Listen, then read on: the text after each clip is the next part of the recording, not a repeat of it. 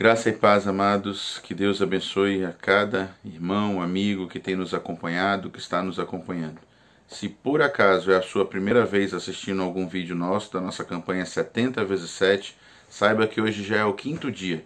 Então eu te convido a voltar depois e a ouvir todos os outros vídeos, a assistir todos os outros vídeos, para que você tenha uma compreensão linear. Nós estamos trabalhando diariamente um livro da Bíblia por dia.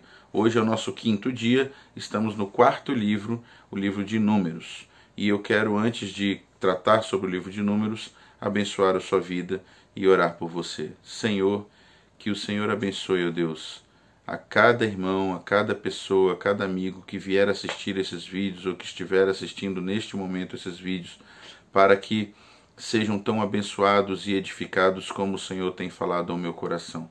Muito obrigado, Senhor, por essa oportunidade. Eu te agradeço em nome de Jesus. Amém. Queridos, tem sido dias muito maravilhosos poder reestudar cada livro da Bíblia. E o livro de Números ele é impressionante. Ele trata do maior período do povo no deserto. O livro de Gênesis, quando Moisés escreveu, trata de uma história pregressa, da criação do mundo até a chegada no Egito. O livro de Êxodo, então, Moisés começa a escrever dali para frente, de quando Deus o chama, de quando Deus o capacita, o comissiona para tirar o povo do Egito. Depois ele leva o povo até o monte onde ele recebeu as orientações de Deus, recebe a sua lei, e depois Deus decide, então, tabernacular, habitar entre o povo. O livro de Levítico vem responder, então, a uma questão importante: como um Deus santo poderia morar e andar com o povo pecador. Então eles deveriam se preparar para poder andar com Deus. Deveriam observar leis, rituais, observar modos de agir, modos de se direcionar a Deus, o culto e a adoração.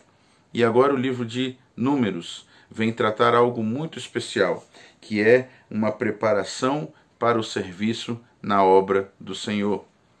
Deus não tirou o povo do Egito para que a partir de agora eles fossem um povo contemplativo, que ficassem apenas esperando receber tudo do céu, sendo que Deus deu tudo do céu para o povo do Egito. O povo que Deus tirou do Egito, na verdade, e o livro de Números vai tratar de 2 gerações diferentes. A primeira é essa, o povo que Deus tirou do Egito. Eles foram um povo que testemunhou grandes milagres, desde a libertação do povo do Egito, quando escravos expoliaram, ou seja, tiraram todas as riquezas dos seus escravizadores, dos seus senhores, e saíram do Egito portando ouro, prata, animais, toda sorte de bênçãos que o Senhor deu ao povo. Depois, já nos primeiros dias, já nos primeiros momentos, Deus abre o mar para que o povo pudesse passar a seco, e depois Deus fecha o mar sobre o exército de Faraó, dando a libertação ou a vitória completa, definitiva sobre o Egito. Depois o povo vivencia a presença de Deus de uma forma marcante no Monte Sinai, quando Deus dá a Moisés a sua lei, e depois quando Deus orienta o povo que estaria morando, habitando entre eles. Eles viram grandes sinais, eles viram Moisés tirar a água da rocha, eles viram a nuvem que Deus manda para o povo, eles viram a coluna de fogo que Deus primeiro coloca entre o exército de Faraó e depois Deus colocava sempre no arraial à noite para iluminar. Eles acompanhavam já os passos do Senhor. Mas isso não impediu a esse povo de ser um povo desobediente e um povo que foi destruído por causa da sua rebelião. Na verdade, o livro de Números, ele traz 2 gerações, porque ele é dividido por uma tragédia, por um momento muito difícil, um momento catastrófico diante do povo.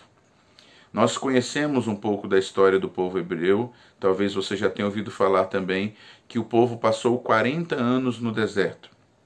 Eu quero te contar uma novidade. Na verdade, o povo chegou na beirinha da Terra Prometida, no mesmo lugar onde depois eles entraram, em Cades Barneia. Eles chegaram nesse lugar com menos de 2 anos. E isso porque eles ficaram 1 ano, basicamente, nos preparativos do templo, do tabernáculo, aos pés do monte, recebendo a lei, e depois nos preparativos do tabernáculo. Foi rápido, não era tão distante. O povo estava pronto para entrar na Terra Prometida. Mas o povo duvidou de que o Deus que o libertou do Egito, que era a maior e mais forte nação da época, poderia livrá-lo das mãos dos moradores da terra prometida, que aos seus olhos eram gigantes, e eles começaram a se ver como gafanhotos. Não há nenhum problema em nós acharmos que nós somos pequenos, porque a verdade é que diante de todo o universo que Deus criou, de todas as bênçãos que recebemos do Senhor, nós não somos nada. Mas nós não podemos esquecer que jamais será pela força do nosso braço, pela nossa capacidade, pela nossa inteligência. Nós não somos salvos porque nós merecemos, nós não fomos salvos ou somos salvos porque nós somos especiais, nós não somos salvos porque nós somos bonitos ou valiosos, nós fomos salvos porque Deus assim decidiu. E Ele nos tornou mais do que vencedores, mesmo não sendo merecedores. Ele nos tornou valiosos porque Ele deu a vida do seu Filho por nós.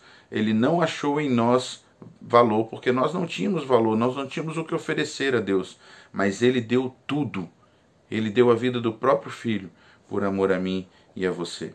E o livro de Números vem tratar então dessa primeira geração que, quando chegou às portas de receber a sua bênção, foi rebelde, duvidou, não quis entrar na terra prometida.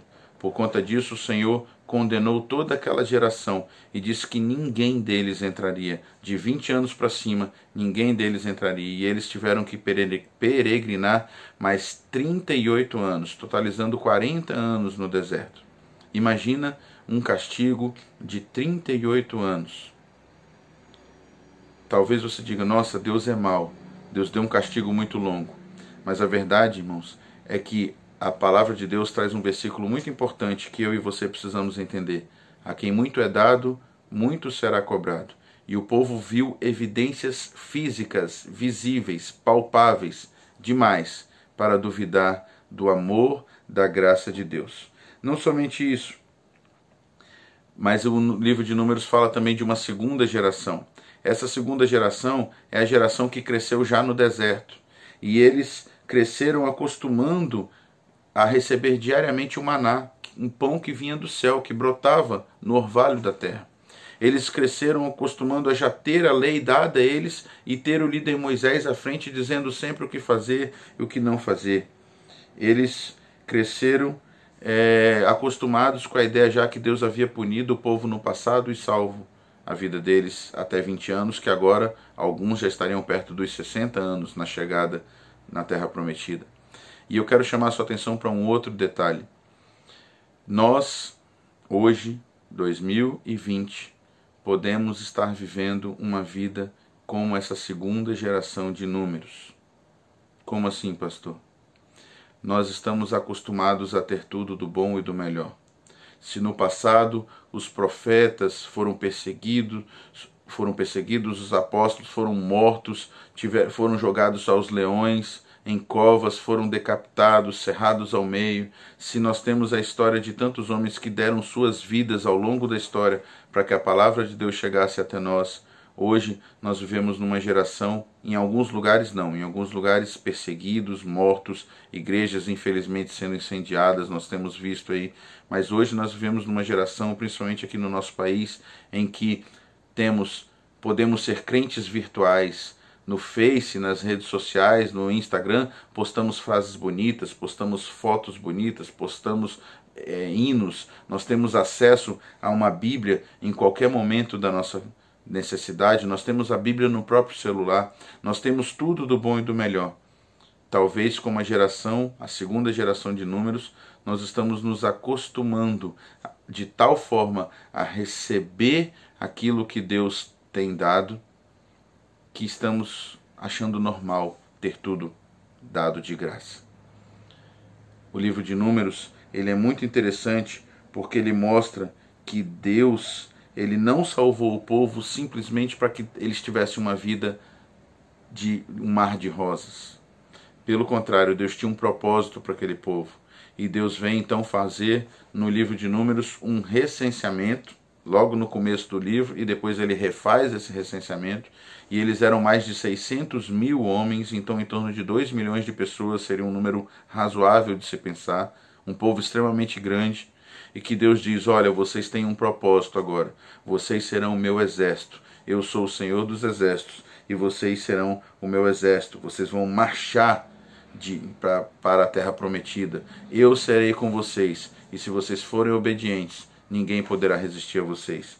Nesses preparativos, durante o tempo que o povo estava no deserto, nós podemos ver que Deus não salvou o povo para uma vida fácil, mas salvou o povo para uma vida de disciplina, para que eles pudessem servir, tanto que o termo podiam servir no exército aparece 14 vezes no primeiro capítulo de Números.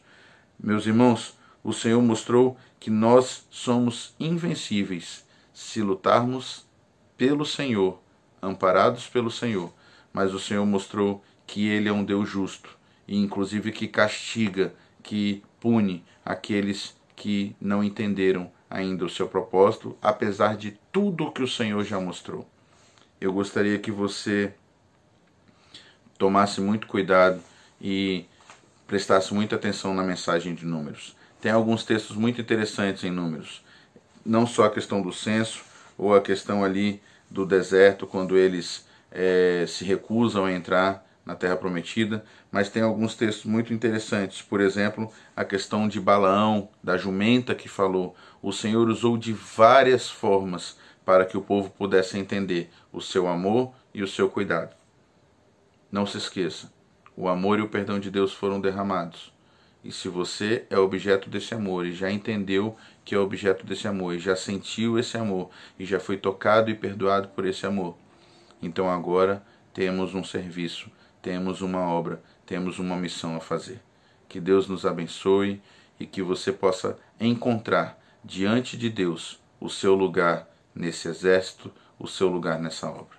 Deus nos abençoe.